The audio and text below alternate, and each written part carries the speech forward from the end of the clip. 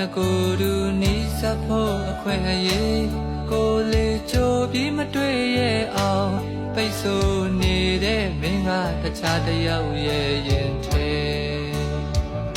တခါတလေကိုမင်းရဲ့အကြောင်းတွေတွေ့နေရင်လူလဲရောင်60ဖြစ်နေရင်အသေးစိတ်မကတဲ့ကိုဒီခန္ဓာကိုလေးတစ်ခုဟာလေးဘယ်အချိန်အခွင့်အရေးတစ်ခါလောက်ပြန်လဲလာမလဲမဖြစ်နိုင်မှန်လေတို့တည်နေလဲမြတ်ပေါင်းကြပါစေကိုလေးဆက်ချင်နေမယ်